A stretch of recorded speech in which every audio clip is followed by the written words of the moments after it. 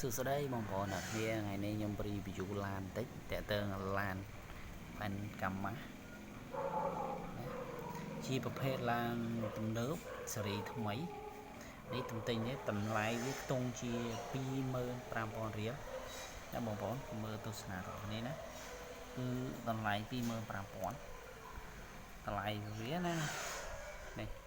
ចាំបងប្អូនទស្សនារបស់គ្នាទៅហើយឡាននេះតម្លៃវាពុះដែរណាមិនតម្លៃធំទេឡានបែននេះបងប្អូន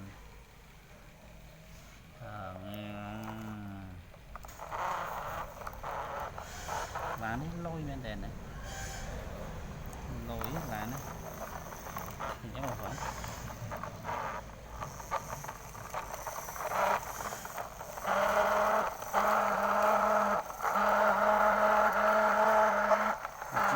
ឡានបែនហើយនេះជាឡានប្រភេទឡានមួយទៀតឡាននេះតម្លៃខ្ទង់ 20,000 ជាងណាឡាន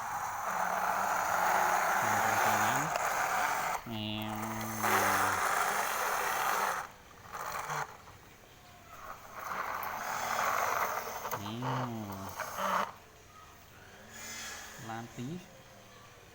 10 សេរីឡាន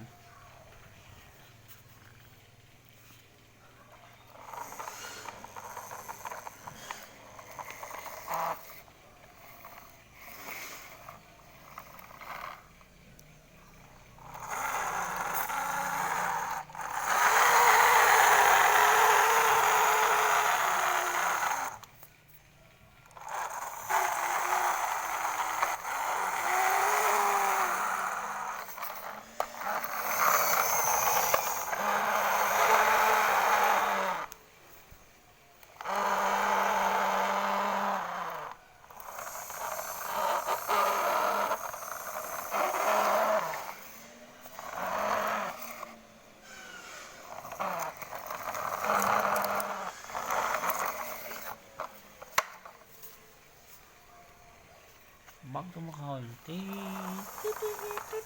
mỗi